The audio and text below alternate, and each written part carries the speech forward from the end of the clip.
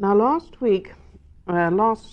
Monday, we were doing a comparison of the end results of what happens in meditation or pure prayer by comparing it with the statements of St. John of the Cross and with the works and with them that's mentioned in the Hui Ming Ching.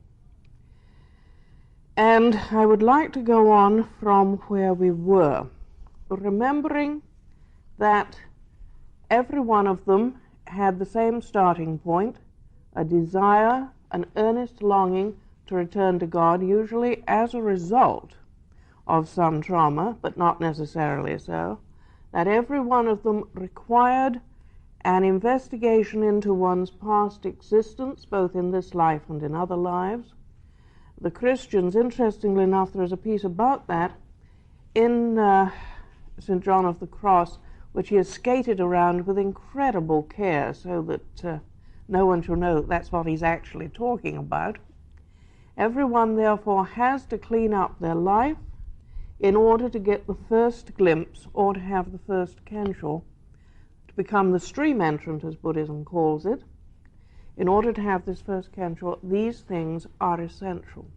In order to have the second one starts again, not quite in the same beginning place as one did before, but a little further up the line, and this time one has to take the precepts absolutely after cleaning up that which one has done in past lives as well as in this one.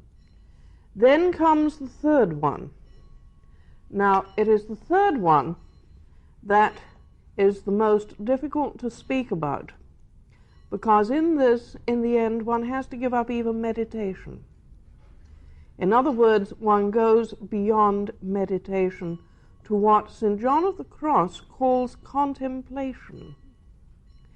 And it is contemplation that is being spoken of at the end of the Hui Ming Ching.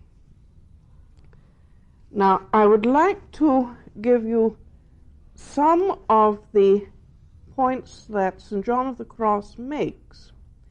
First of all, about the danger of enjoying the fruits of meditation. Tremendous number of people, as I've told you, after a certain distance, especially after having had a first kensho, proceed to get a certain amount of visions and a certain amount of what St. John of the Cross calls religious consolations. And St. John warns against them, not that they are bad of themselves, but that simply they make the soul, or in the case of Buddhism, the Buddha nature, run around in circles because they're so attractive. And because they are so attractive, the soul says, why do any more? This is really comfortable, why not stay here?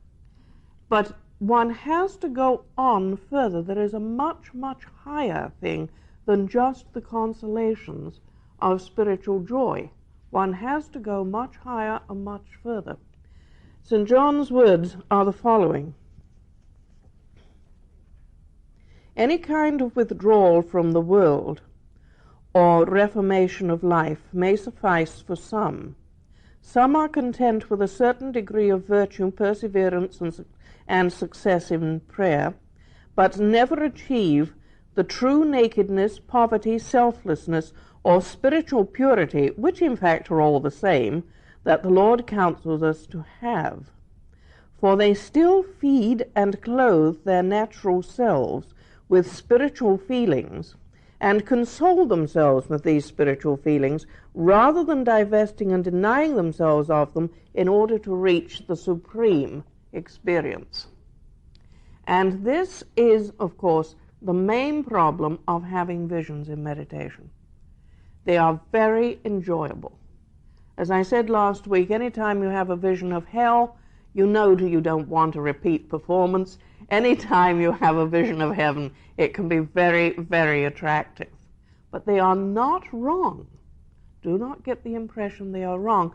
And later, St. John himself admits to this, making it very clear that they are not wrong. Just don't enjoy them to such an extent that you give up what else you can get. He says later, on much the same subject, 24:8.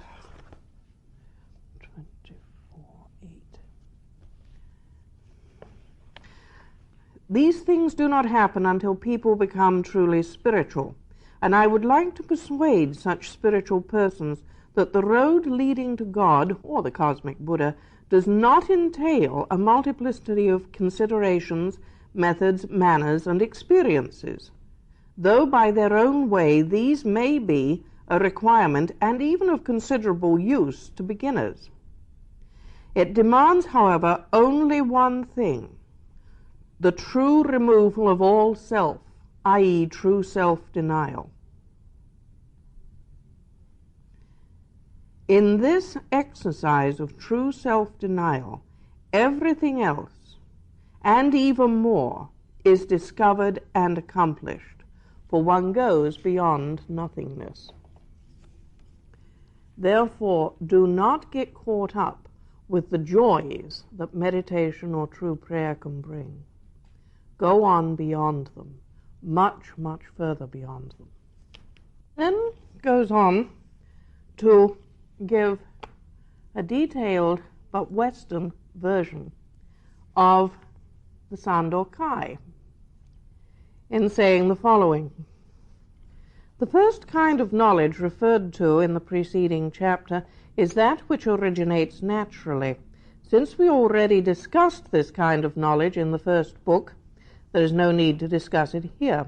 Our discussion in this chapter deals with the supernatural knowledge which reaches the intellect and the spirit by way of the exterior bodily senses, sight, hearing, smell, taste, and touch. Through these senses, spiritual persons can, and usually do, perceive supernatural representations and objects.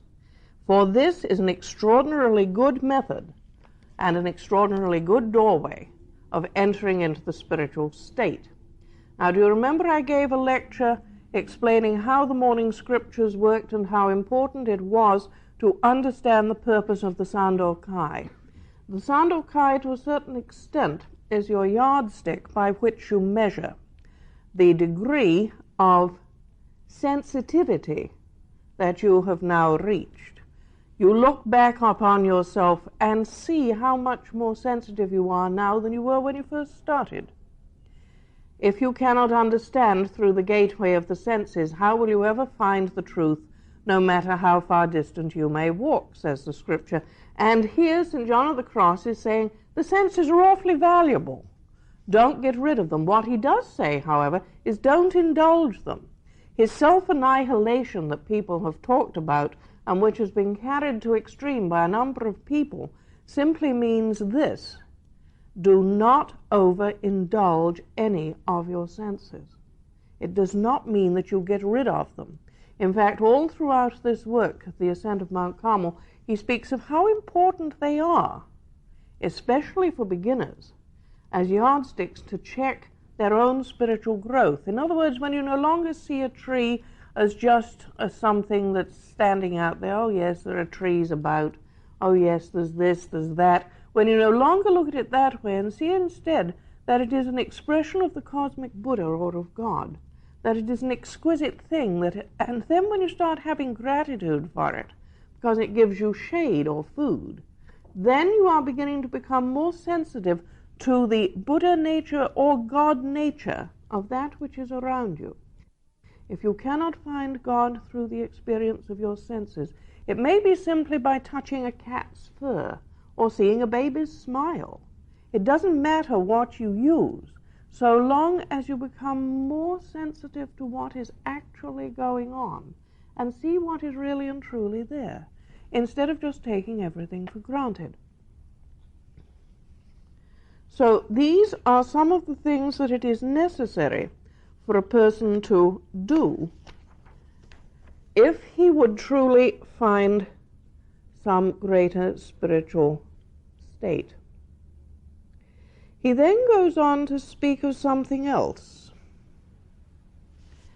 After a bit, when one has had these senses awakened in this way, one begins to perceive a super set of senses, as it were. He speaks of them thus: through hearing, they begin to apprehend certain extraordinary words within their own hearts, sometimes from envisioned persons, and at other times without seeing them, or seeing the one who actually speaks. He speaks of this later and says how valuable it is when one has truly reached a truly spiritual state, for this is in fact the Holy Spirit, and how one has conversations with God. And the seniors and I at Shasta know that this place can be apprehended through meditation. And one does hold conversations with something that is definitely superior to oneself. Whether one prefers to call it God or the cosmic Buddha or the Buddha nature or the Holy Spirit does not terribly much matter. And the other thing that you need to remember is what I told you at the last lecture. It is terribly important to remember that this is not something that is solely for saints. It is for every living human being. The Buddhism itself teaches that everyone has the duty to find this place, to find this exquisite place. And as I also told you, one of the monks with whom I have been corresponding in England has pointed out that although most Christians don't know it, that is their duty also. They are not supposed to just expect the saints to do it. Every single human being is supposed to do it. In other words, we have allowed our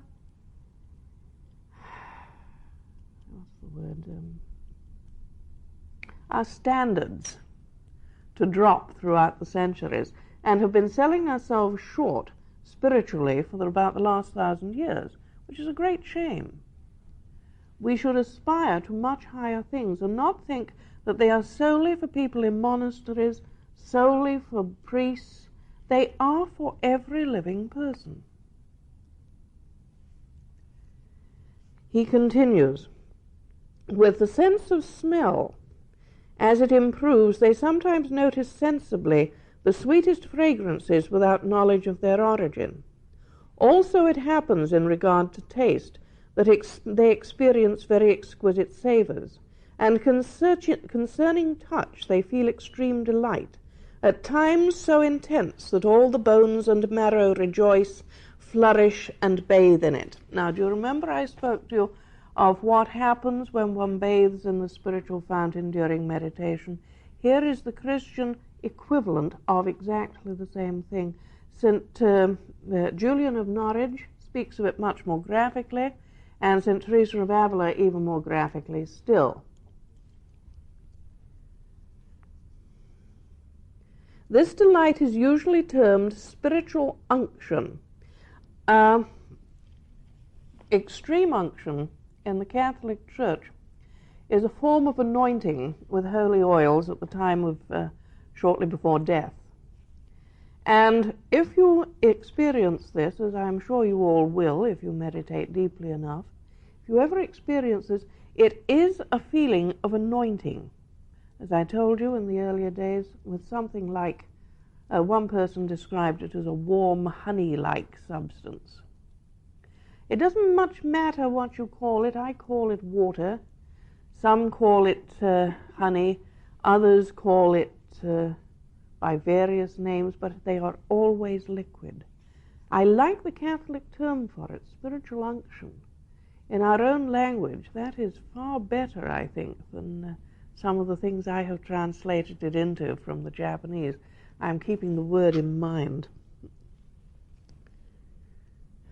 This delight is usually termed spiritual unction because in pure souls it passes from the spirit to the senses, and it is common with spiritual persons.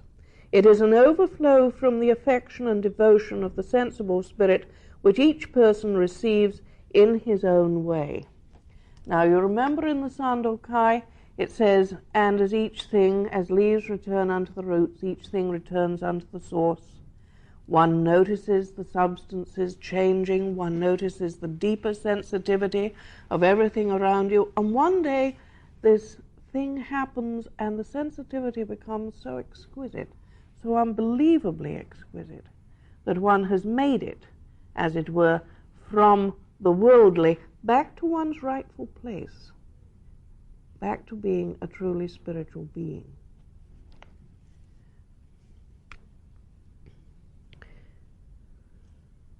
And then he gives a warning. However, it must be known that even though these apprehensions come to the bodily senses from God, one must never rely on them or accept them and do nothing more.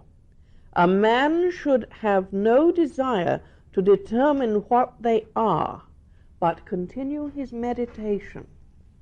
That might have come straight out of Dogen, who says, don't worry about what happens, keep going straight on. But above all, do not turn away from them. Do not think they don't happen. Don't try to pretend they don't happen. And don't let somebody talk you into believing that they're not good. It doesn't matter whether they are good or bad. They are signs of the fact that you are working spiritually. And keep going. I've often thought of them as beautiful things in shop windows. Supposing you are going along a really, I'm a female and I like to look in shops, all right? I'm going along a road of shops with really beautiful clothes in them, and no matter how much of a monk I become, if I see something really good in a shop, I'm going to look at it, all right? Now, it's fine so long as I don't keep coming back to the window and thinking how good it is. If I do that, I will never get from one end of the road to the other, which is where I'm actually trying to go. But that doesn't mean that what is in the shop window is bad. It simply means that I should not get hooked on it.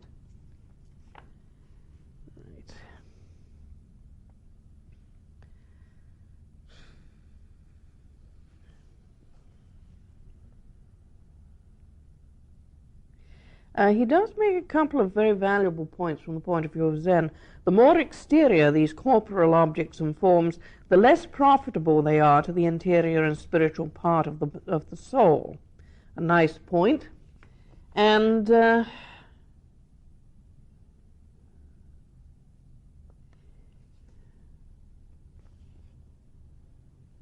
reason for this is that if the corporal vision or feeling of the senses has a divine origin, it produces its effect in the spirit at the very moment of its perception, without allowing any deliberation about wanting or not wanting it. This is when it is completely and absolutely safe. In other words, when you do not go hunting after it, but when it happens simultaneously. Another very important point. I have known people come to me and say, I badly, badly want to meditate because I want out-of-body experiences. And the instant somebody says that to me, I know that he does not want any real spiritual progress to take place within himself. What he does want is something that he can, I think the modern term is groove on. And that is not what religion is.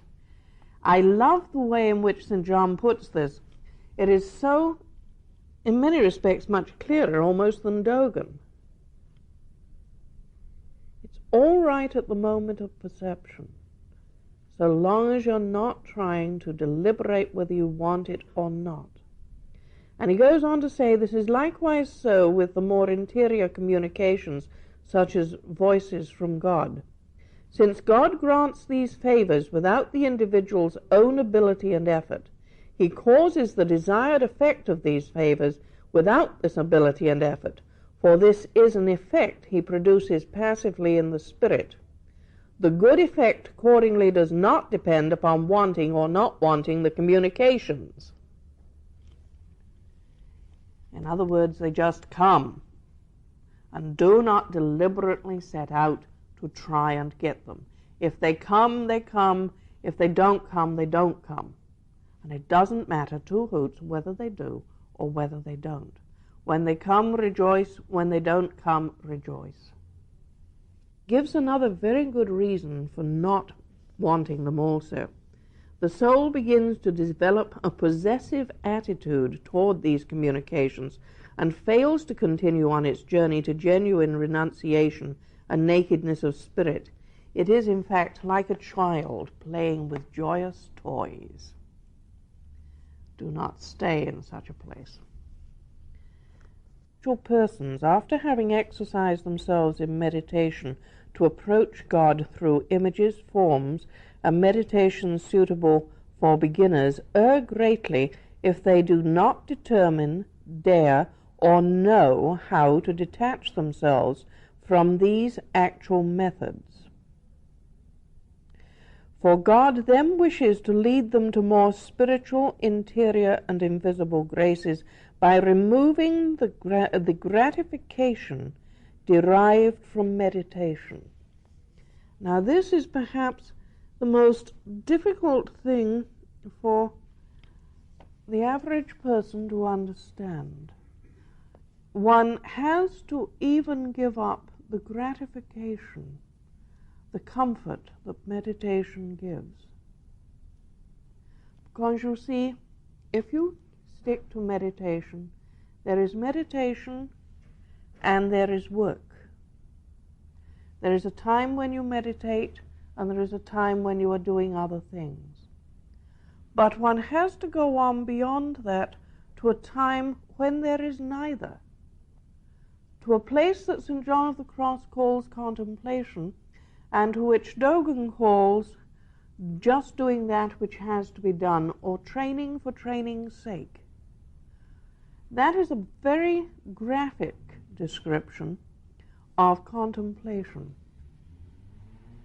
And the only way one can read that, the only way one can reach, that, is if one truly does not pay any court to the gratifications that come, including the joy of the experiencing even of the spiritual unction.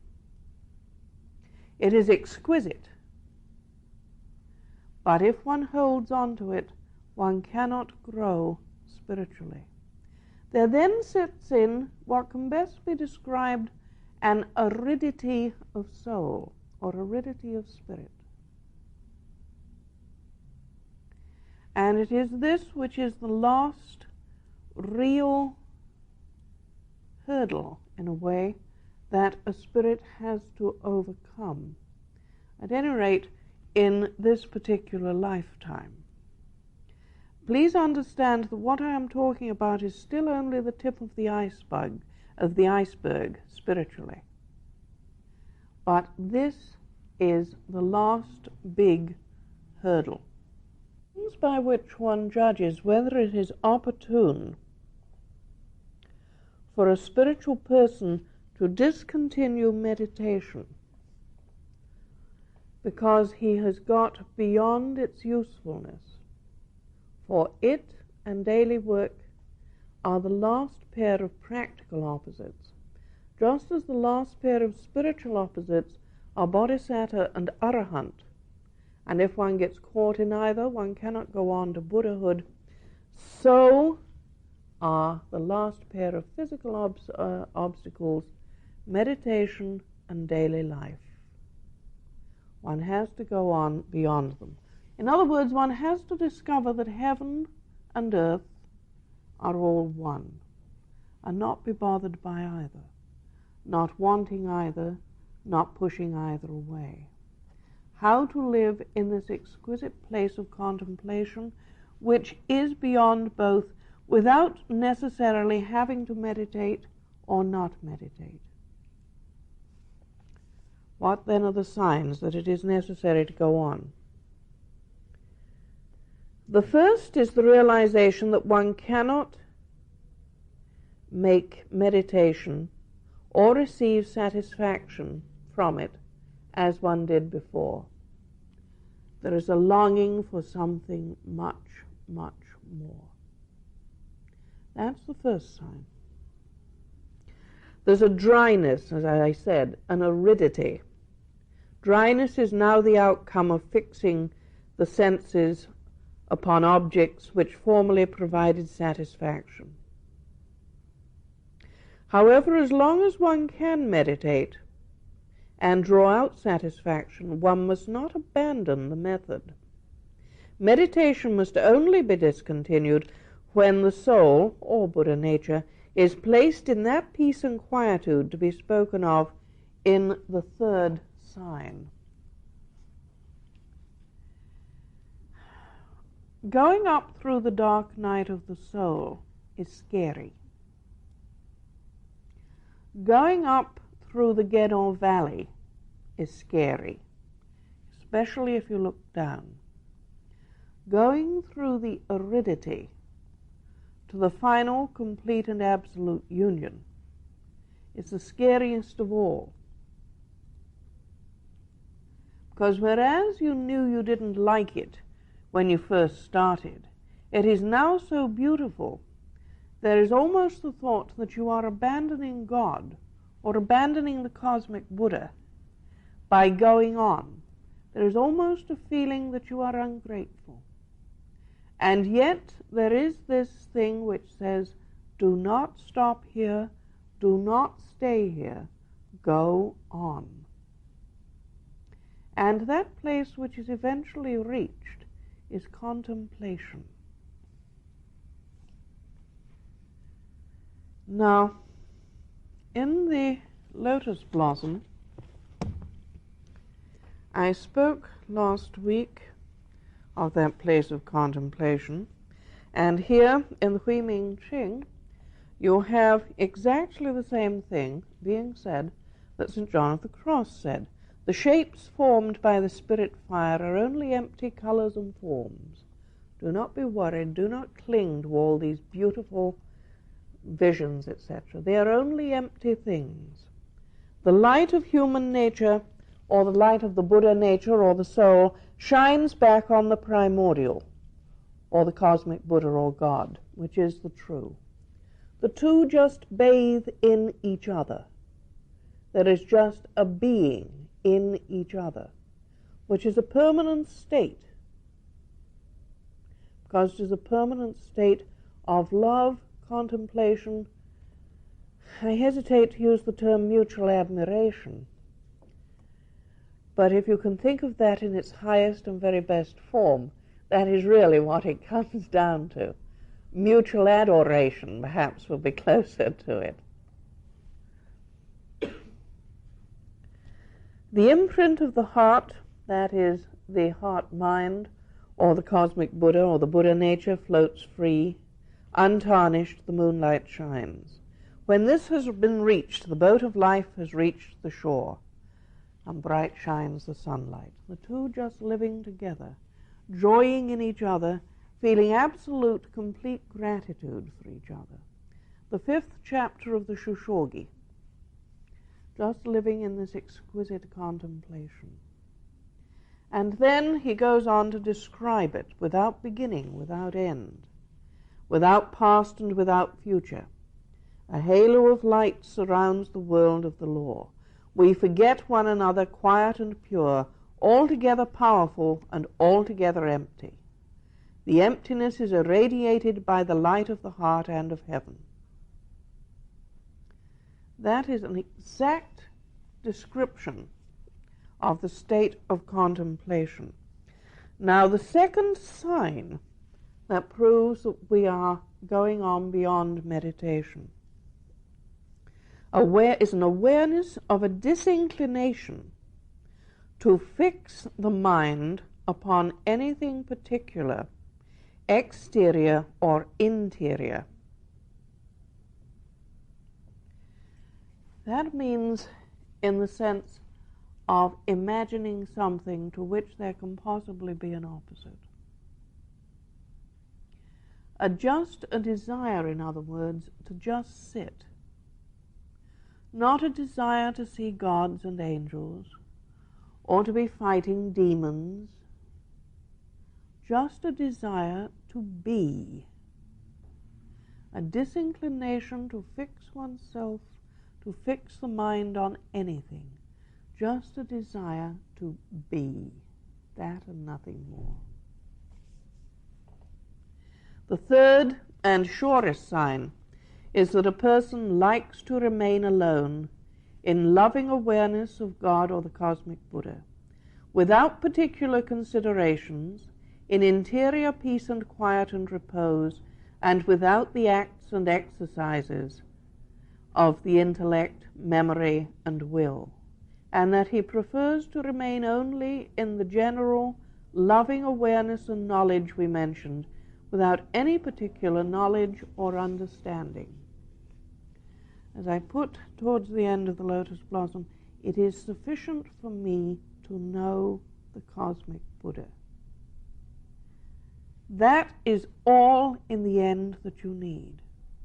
You do not need visions. You do not need miraculous signs. You need absolutely nothing. It is sufficient for me to know the cosmic Buddha, to remain in quiet, loving peace, and to love to be alone. And the soul, or Buddha nature, will do some quite remarkable things to make sure that it gets at least a couple of hours a day after this place has been reached in which to be alone. It will do some quite incredible things to make this happen. I have known it make some of the monks in the Far East take up very odd sort of hobbies which nobody else wanted to join them in. Which is fine. They were perfectly good hobbies, but some of the people who were around them thought maybe they were being a little childish. I can remember one learned old monk who played with trains, which a lot of people thought was very odd. There are good reasons for doing this, however. It ensures at least an hour or two of being alone with God. No more about that one.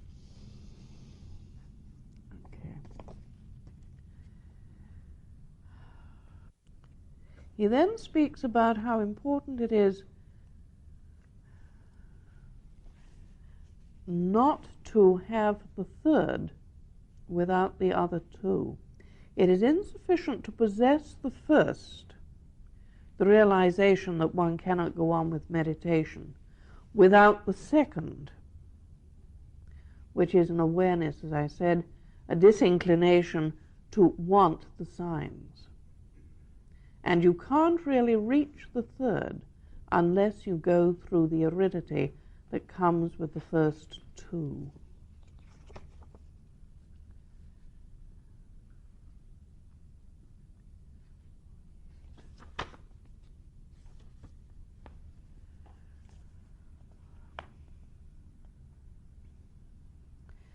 And then he gives one of his lovely pieces, after telling everybody how unwise it is to have all these visions and the like and get attached to them.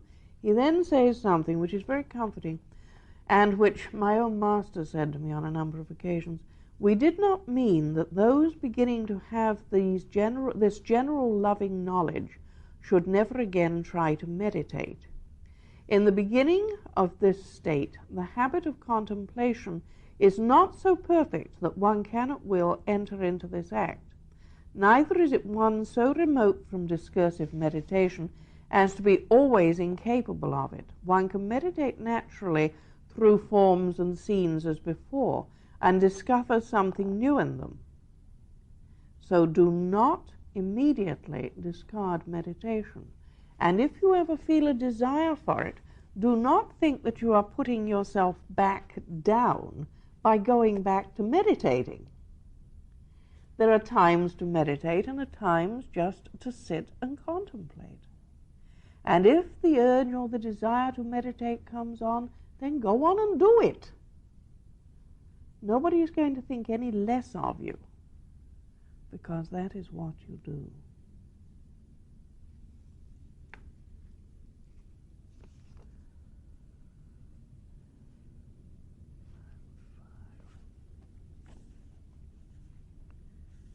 When the spiritual person cannot meditate, he should learn how to remain in God's or the cosmic Buddha's presence with a loving attention and a tranquil intellect, even though he seems to himself to be idle.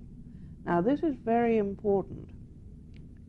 For little by little, and very soon, the divine calm and peace, with a wondrous sublime knowledge of God, enveloped in divine love, will be infused into his soul, or Buddha nature. He should not interfere with forms or meditations and imaginings. Otherwise, his soul will be disquieted and drawn out of its peaceful contentment to distate and repugnance. He should not have any scruples about his inactivity. He should remember that pacification of soul is no small accomplishment, no matter what the rest of the world may think of him. In other words, if you're sitting seeming to do nothing, or as happened in the early days when I started to run Shasta, there were people who really didn't know how to sit still, and I used the television set as a sort of babysitter. What time I sat at the back of the room and just stayed very nice and happily in this state.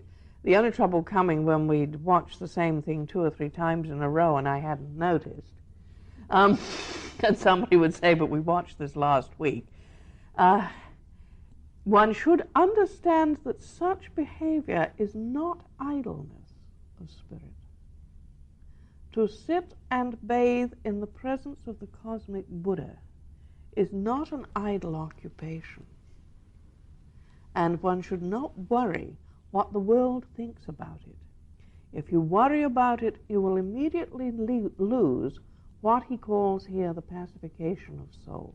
2 types of knowledge. The object of the one kind is the Creator, or God, or the cosmic Buddha, and the other is the creature. Both kinds bring intense delight to the spirit. The contemplation of the beauty of everything that is of God, whether man has taken it and fashioned it or not, and the contemplation of that which could in the beginning create it.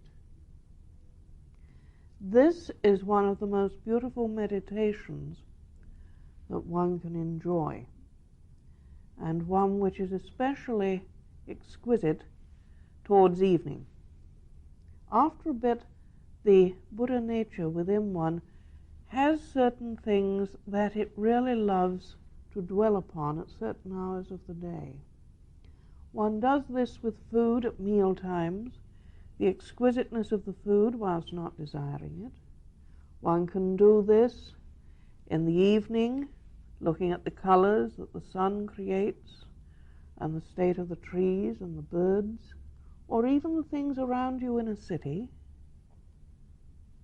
All of these things can be contemplated, loved, and felt gratitude for. There is nothing which is thrown out or excluded from this gratitude. Do not long for 2,000 years ago, says Shakyamuni Buddha, says Keizan Zenji, and do not long to be somewhere where you are not, because there I could find it. I am sure you have seen those ads on TV which show people having a marvelous time in some wonderful resort or other in some part of the world, and you've been to these places at some time or other, and you know you didn't have this marvelous time. There was a wasp buzzing around your cream cake, or there was a mosquito biting you somewhere, or there was somebody making a noise down the street, or there was a revolting stink somewhere. And you know that it is not this beautiful, idyllic thing if you cannot find it where you are right now, in this particular place. If you cannot look around this room and see the hand of God or the hand of the cosmic Buddha, then you are never going to find it if you hunt from now till doomsday. The contentment with what you have is a very important point here.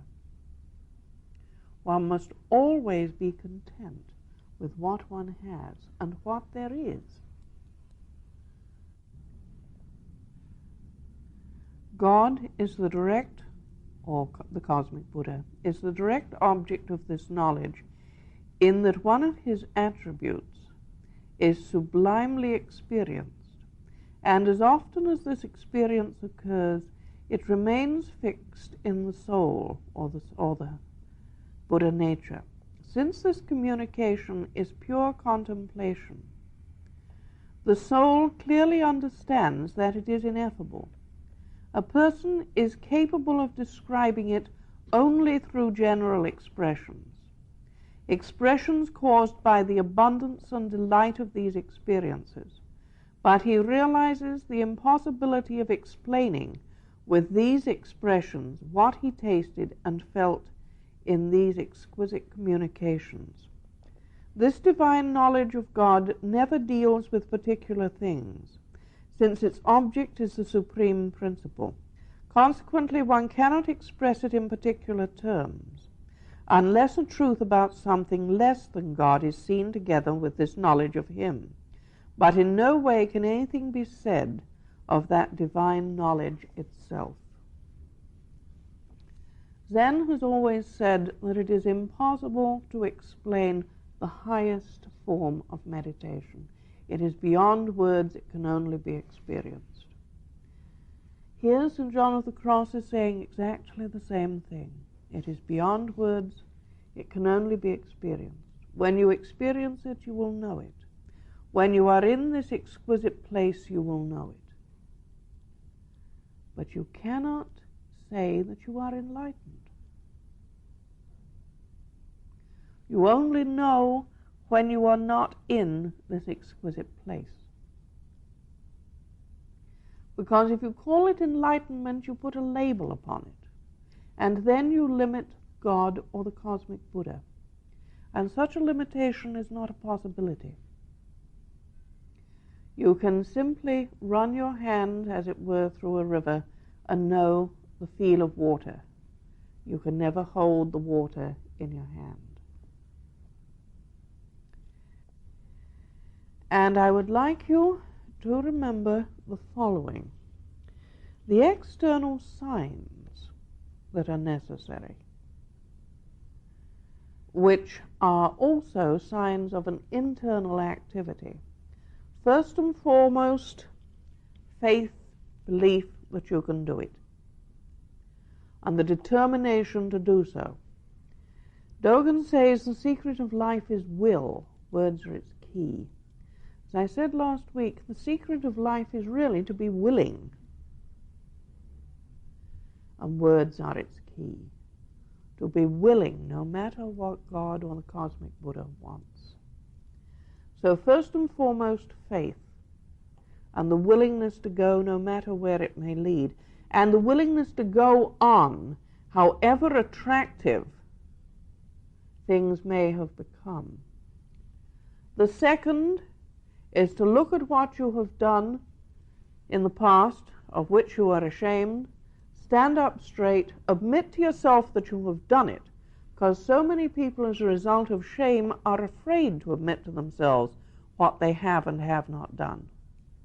So admit to yourself honestly what you have done, and try to put as much of it right as you humanly possibly can. To take the precepts absolutely, study them as completely as you can, and try to keep them as completely as you can in the spirit of the three pure precepts: to cease from evil, to do only good, and to do good for other people, without allowing them to do wrong. Without setting up, in other words, a situation that will allow them to do wrong. You can't stop a person doing wrong if he's intending to do it. But you can set up a situation in such a way that you will not encourage him to do so. The next, having done that, is to develop the mind of the Bodhisattva. That is, the mind of charity, benevolence, tenderness, and sympathy. And when you have done this, when you have grown your lotus blossom, to just sit in that lotus blossom, as it were, even if it is only in front of a TV screen, to sit in that lotus blossom and contemplate in gratitude and joy, in a state of mutual adoration, the cosmic Buddha. For that is the highest form of meditation. In that highest form of meditation, there are no visions, no wondrous happenings, no comings, no goings, just a certain knowledge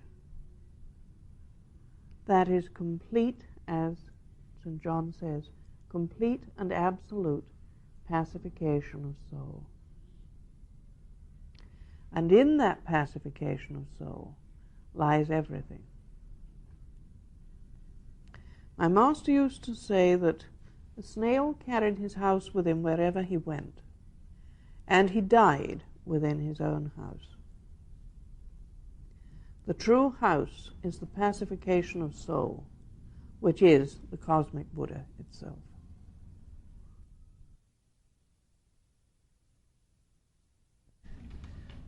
In the Lotus book, you on page 145, you said, the greatest prayer I know is, quote, Lord, give me the time and the knowledge to make the right decisions concerning my life before I meet you face to face.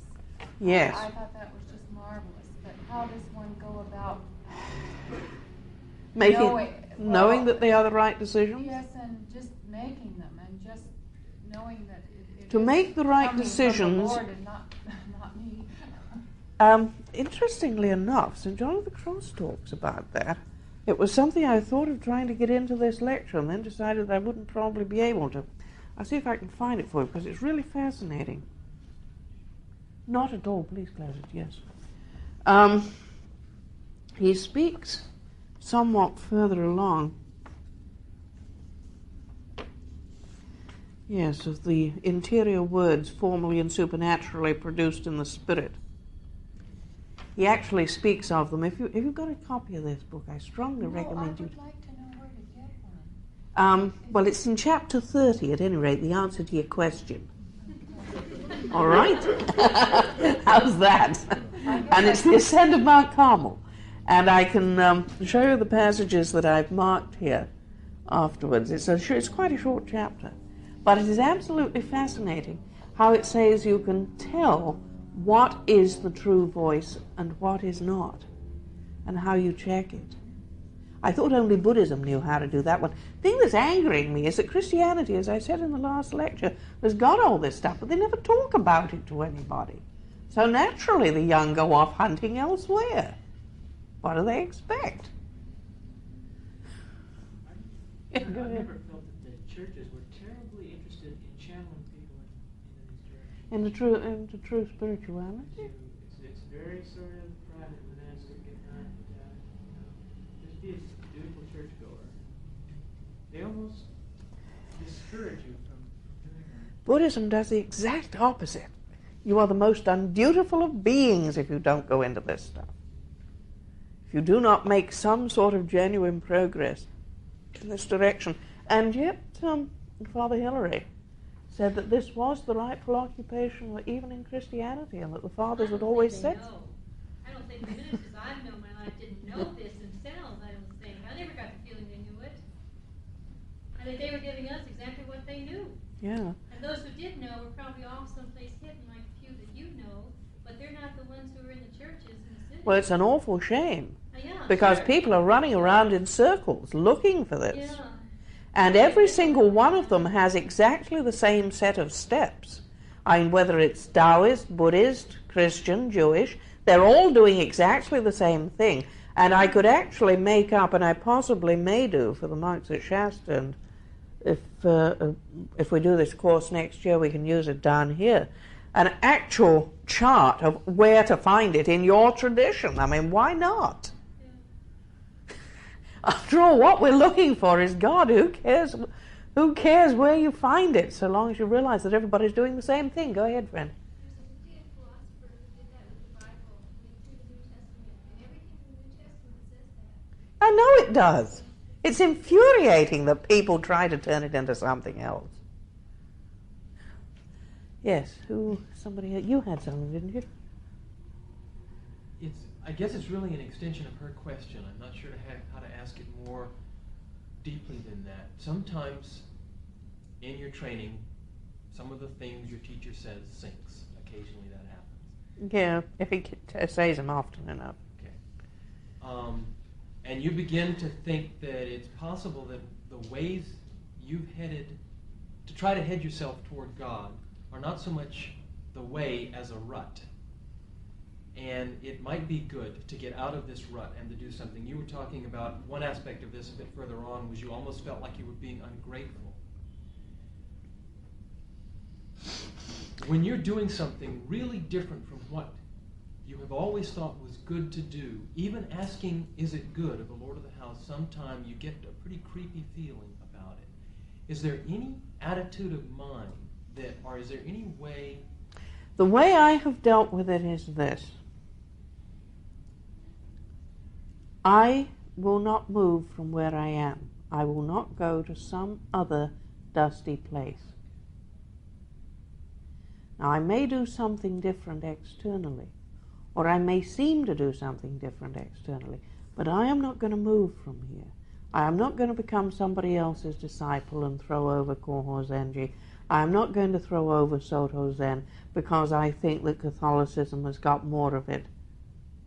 I can find it where I am right now. And I am not going to worry about the fact that I am now presently, shall we say, in an arid state. And this is where faith comes in. Just keep the faith bright that you can find it wherever you happen to be. And this willingness to always be willing to offer it up, to be willing to be where you are, even if you're doing something that feels very scary, as long as you're willing. So long as you trust the cosmic Buddha or the Lord of the house or God, the one thing that God will never do is destroy either you or himself. And as long as you're honestly trying to follow the teaching rather than trying to set yourself up. Yes. Even if you make a big mistake, you'll be yes, aware of it. And still come back. However big the mistake may be, don't think that that has cut you off and that you can never come back. Occasionally we've had people in Shasta, as you know, who've made fairly big mistakes and they thought, oh, we ought to leave, we ought to do something like this. And occasionally somebody said to me, well, why don't you let them go? And I usually say, well, fine, if they really want to. But they should know that a big mistake doesn't mean that you have to go. Very important to know that there is no mistake so grave that you cannot forgive yourself for making it. It's not God's problem to forgive you or not forgive you. God is God. It's your problem that you forgive yourself for being an idiot. And so often we feel foolish and we say, oh, well, I can't really go back there. I feel too big a fool. And on a much more serious scale, that's what you're talking about.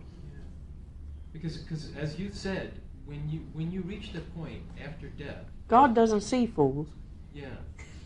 And you're standing there in front of God. There's no judgment there. No. So if you're judging yourself throughout your life, Yes. in a sense, then you're not trying to see God. That's right. And that's what you're doing. You are looking at the little self.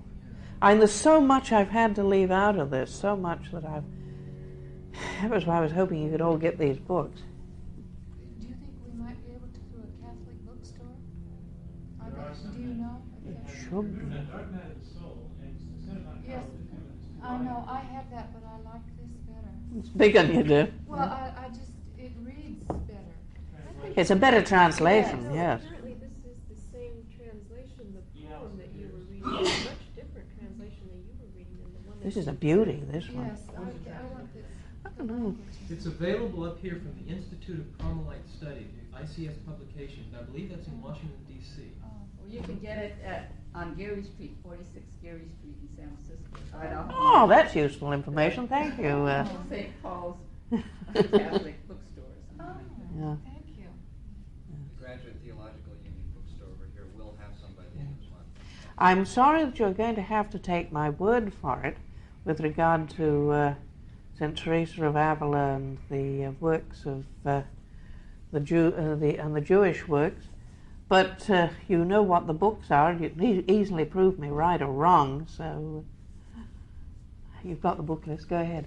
I'm kind of confused. Like, I know these both points are right, and I'm confused about putting them together. The one Right. you just made, about how it's really up to you to forgive yourself. It isn't really God's job. It's your Yes. kind of number. Well, he's beyond the opposites. He's what? He is beyond the right. opposites. But then there's the point, too, of how important it is to try to set right what you've done wrong. And assumingly, just because you've done it once doesn't mean, and you've got it in a nice group all together, doesn't mean you're not going to continue to do stuff wrong and have to keep on going. It No. seems like it must be a process. The thing is this. you can forgive yourself for having done something, but that doesn't mean to say that you shouldn't try to do something about it. Is it possible for a person to have an overactive conscience? Oh yes, I had a murderous one. I was a millipede with washcloths, not a centipede. It was terrible. Yeah. I felt awfully good when I put down a number of those washcloths.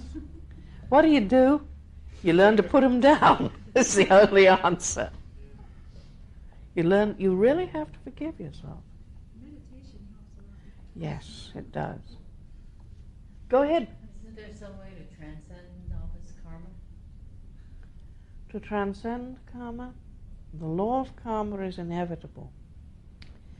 And even the greatest Zen master is bound by the law of karma. When one has dealt with all one's karma, yes, to that extent it is transcended. One can transcend it by dealing with it in this lifetime. But it has to be dealt with. It cannot be left lying about. There's a saying in Zen that the enlightened man is one with his karma. And actually, it could maybe better be said that an enlightened man realizes he is one with his karma. Whereas the unenlightened man constantly tries to fight against it. And tries to escape it. Well, I don't know, I just kind of feel a negative overtone about having that kind of an attitude about everything toward Jiyu-Kennett.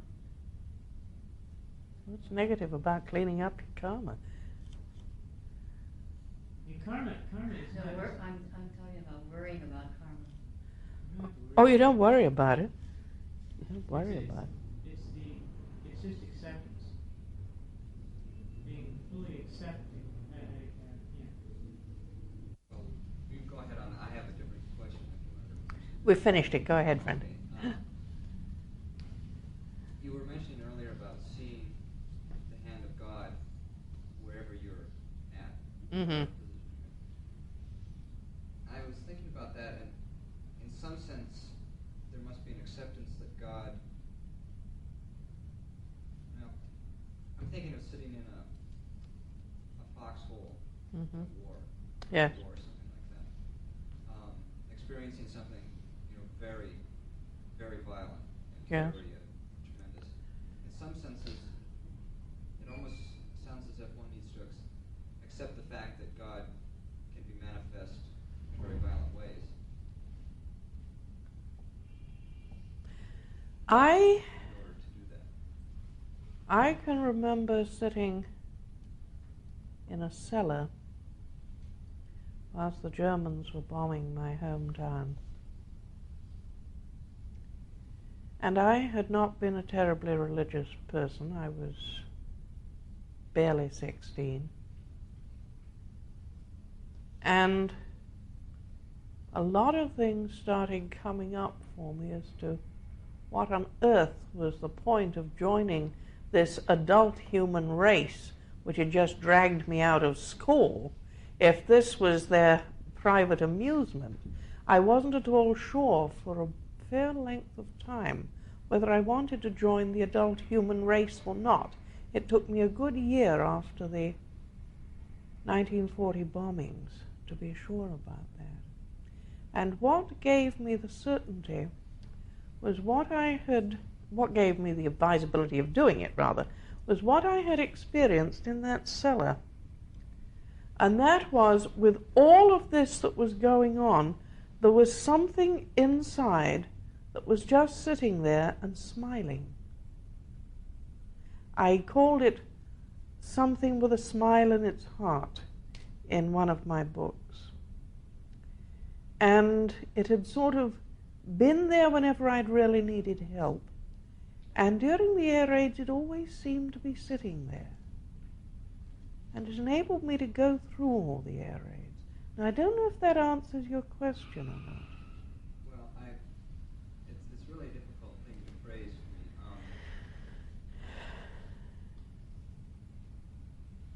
The sense that there's destruction and creation going on all the Mm-hmm. time seems to me to be something that just happens. And in that sense, I mean, like a But why worry about it? You can live beyond it. But that's what I'm saying, is that in some ways there must be an acceptance of both destruction and creation. Oh yes, there is. It does not matter when one is in that exquisite place where the smile just sits. Right, but the hard thing to do is if you're in a space where you're experiencing maybe violence or something that seems to be very... I started meditating with a vengeance when I was 16, thanks to Mr. Hitler. There is no teacher quite as effective as a bombing raid. If you really want to learn to meditate fast, especially when you come out of the cellar and find 5 of your schoolmates have been killed. You do, however, have to accept the violence, you have to accept the death, and you have to accept the life and that there is something beyond all of them. I think a graphic picture of that is in Monday's film, which is something when that same confusion comes up for me of how could this be, is that when monkey flies around, he never leaves the hand. Yeah. And that idea of this being outside of the hand, Yes. And there is nothing outside of it. And that is what I really experienced. I wouldn't have called it that when I was a youngster. That's really what I experienced sitting in that cellar. It was damp, it was cold, it was miserable. But there was this lovely warm thing sitting there. It was quite exquisite. Yes? You've mentioned sometimes you use the phrase, the being that will inherit my karma, Yes. after I die. That's one thing that I've always wondered so much about is death and what survives it. When you had your Kensho experiences, did you get like a certain knowledge that Jiyu-Kennett as such will not survive it, but the Buddha nature will? Yes. It's that simple. Yes.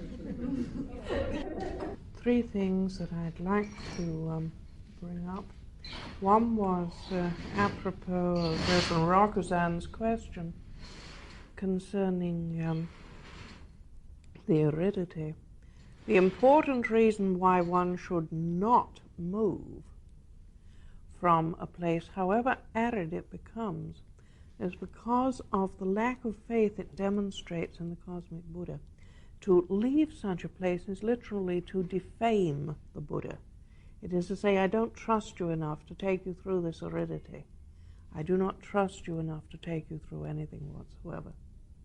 And this is the reason why one should not leave one's sitting place and go off hunting elsewhere. The other thing I wanted, 2 other things I wanted to mention,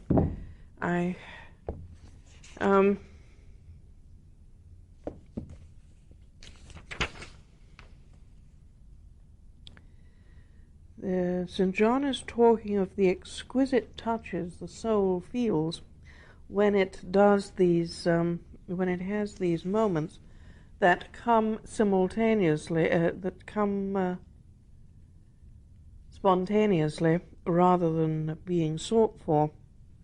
They may occur upon uttering or hearing a word from Scripture or from some other source. They frequently come any time one mentions the name of the cosmic Buddha or God or the Lord of the house or anything of that sort.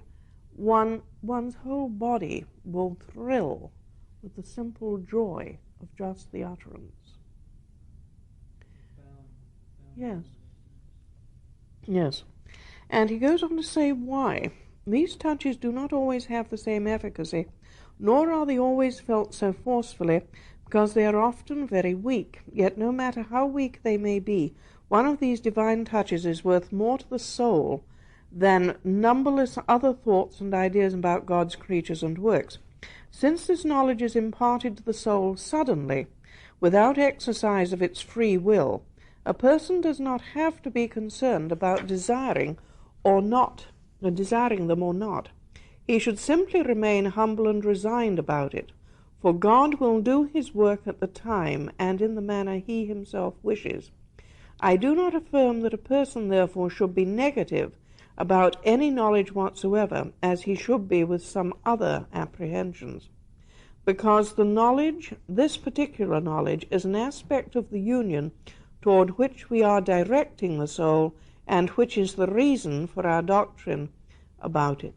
In other words, one should enjoy these moments and not worry about what they are. Apropos of what you asked, my friend, about the voice, in chapter 29 there's some fascinating stuff. Successive words always occur when the spirit is recollected and attentively absorbed in some consideration. A person will reason about his subject, proceeding thought by thought, forming precise words and judgments, deducing and discovering such unknown truths with so much ease and clarity that it will seem to him he is doing nothing, and that another person is interiorly reasoning, answering, and teaching him. Indeed, there is every reason for this belief, since he reasons with himself and replies as if carrying on a dialogue. In a way, he really is speaking with another, for, though he reasons by using his intellect as the instrument, the Holy Spirit helps him to form these true concepts, words, and judgments. This is after he has reached this place of contemplation. And thus he utters them to himself as though to another person, since his intellect is recollected and united with the truth, which is the subject of his thought, and the Holy Spirit is also united with him in that truth, for he is in every way truth. It results that while his intellect is thus communing with the Divine Spirit, by means of that truth it simultaneously forms interiorly and successively the other truths about its subject, while the Holy Spirit, the teacher or master, leads the way and gives light. This is one of the Holy Spirit's methods of teaching. The intellect, thus enlightened and taught by this master, forms propositions while understanding those truths communicated to it from elsewhere. And it goes on telling you a whole lot about it. It's interesting that it speaks of it as the master, because in Zen it is said, one calls and one answers. One calls to one's true master, and here's the true answer. Fascinating piece. Okay, sorry to have, those were the other two bits that I was looking for. 29 and 30 are the chapters you want. Yes. Yes. One other thing, you said how much you preferred the poem that I got from this book and the one in there. Remember that at the time I was doing that, I was comparing what I regarded as the Western form of the Hanya Shingyo with the original Hanya Shingyo, and I was interweaving lines. You may have got exactly the same poem in this as you've got in that, and you were hearing some of the stuff that I was putting in between it. It's just possible. I don't know, because I don't know the other version. Scoundrel, get tap Kensho. I'll try that. If he truly repented of what he'd done and tried to put it right, the answer is yes. The story of Beyond the Pale of Vengeance proves that. Well, I mean, while he's a scoundrel, he would not. No way. Absolutely no way. There has to be complete reformation. And there also has to be complete acceptance of the karmic consequences of what he's done. He can't get away, he can't just walk away from what he's done. Well, I had a feeling that if I can't have a good meditation, probably it's because I don't have the virtues. Oh, no. Just don't believe that at all. You can meditate well, but you will have to deal with your old karma. You would call it the karma instead of the virtues. Or they're the same thing. Depends on how you want to look at it. Go ahead. I heard the stirrings. Stirrings of confusion more than clarity. Yeah. Or little doubts about perhaps your personality, jealousy. Don't ever worry about the traits in your own personality. If you worry about them, you will never be able to do anything about them. You have to not worry about them, and then you can handle them. Because when you don't worry about them, they don't grow out of proportion to what they really are. You can see them a lot more clearly. Well, most books talk about virtue and things like that. Catholic books and other books. A virtue is, if you will, if you want to say, talk about what true virtue is, it's being still in the midst of all of these things, personality, and then acting from the stillness. I know for myself, one of the things that got to be a real stumbling block for me was the fact that I couldn't choose a way to act that was right, and I would never live up to my own expectations of myself, and I couldn't stop myself from thinking things I didn't want to think, or feeling things I didn't want to feel. And I think as a monk, this problem is precipitated much quicker because you're in such close contact with the same people over and over and over, and with your master, who you think, if you have an unpleasant thought about your master, it's like the unforgivable sin. And finally, I realized, if I get mad at her, there's nothing wrong with that. And I just sit there and think, okay, come on, one day I got really angry. And I got chopping wood. And the first time I heard the voice of the Lord of the house came out of the blue, before I knew anything about it, all of a sudden this voice said to me, "Are you through?" I guess then you should take it daily instead of the whole thing.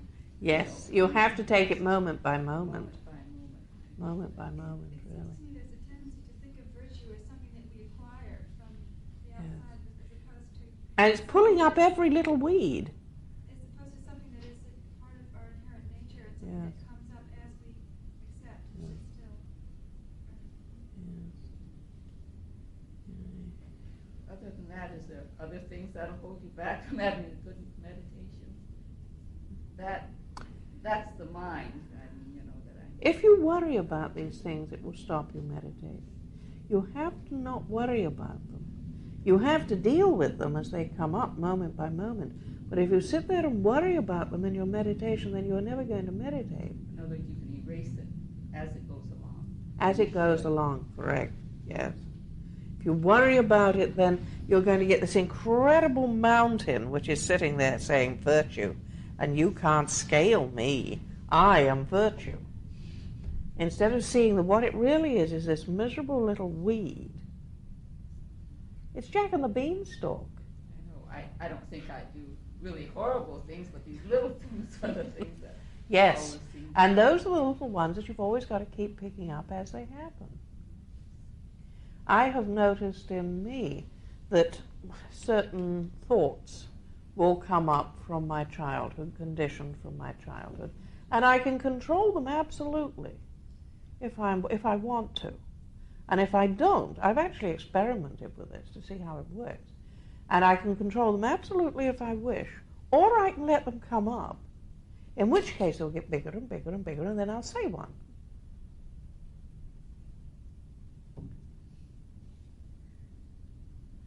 I tried a very interesting experiment on that, but it better be only for the monks. Yes. In the book it says, do not criticize but accept everything. Yes. And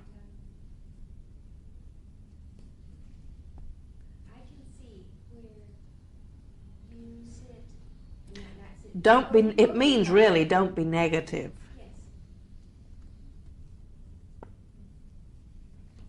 Last time You I go had through life and you accept what? Mhm. That which you must. Yes. And It doesn't mean that you deliberately sit down and become a doormat for everybody and the next door neighbor. you can use judgment. Oh, yes. We have had problems in the priory with a next-door neighbor who loves to let his dog bark all night. Now, you do not sit there and accept the dog barking all night and get no sleep. You ring the man up and tell him his dog's barking. But you don't call him all the names you can think of in the middle of the night because his dog barked.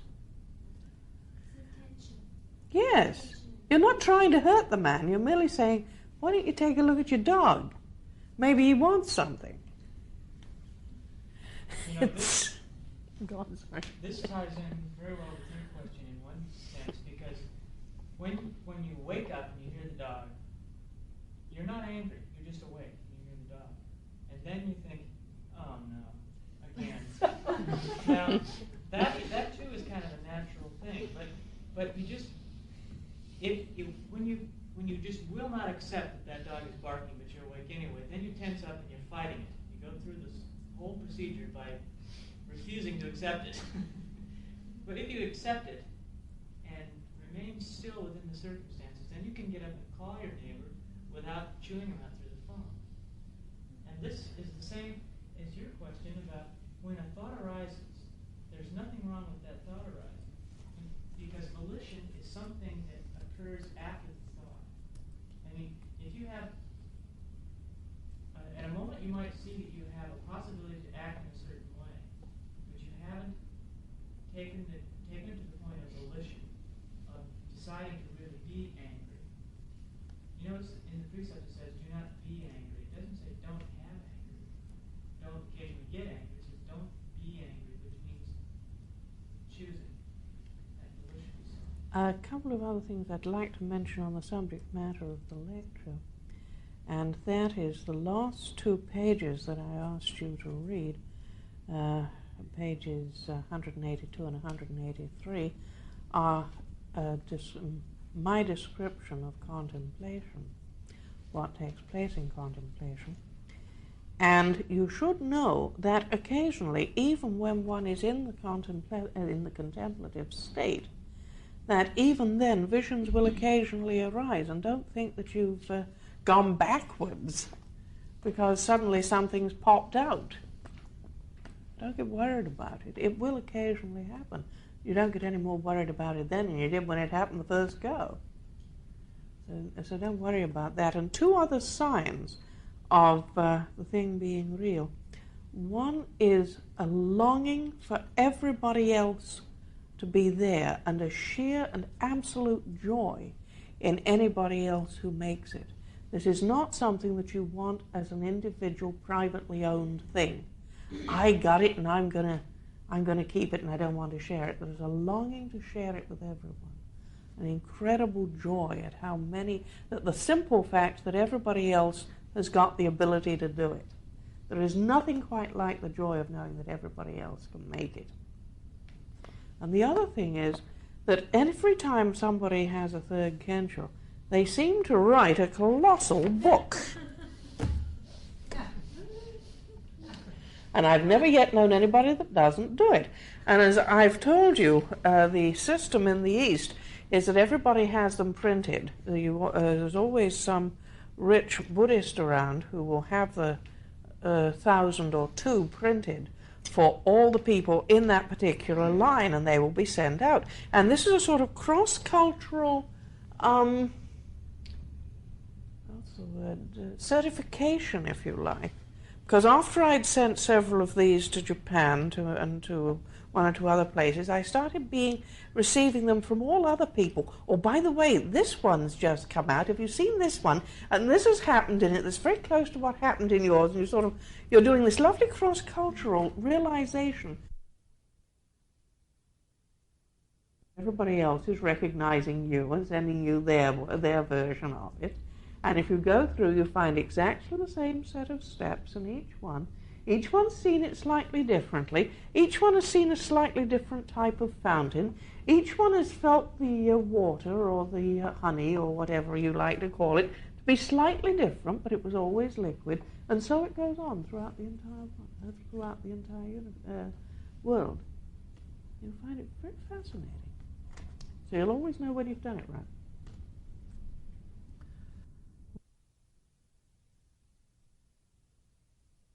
Said before about being sensitive, looking at a tree and seeing Yeah. it as an expression of the cosmic Mhm. Buddha. Could great music be an expression of cosmic Buddha?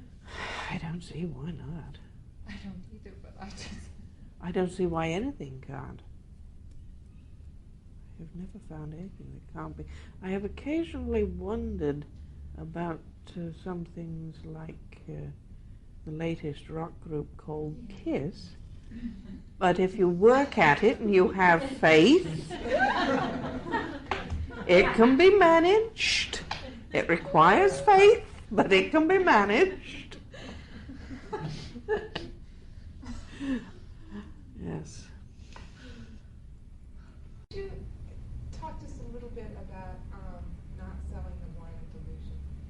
Not selling the wine of delusion. One of the gravest crimes in Buddhism is to pretend to an understanding or a realization that you have not actually had.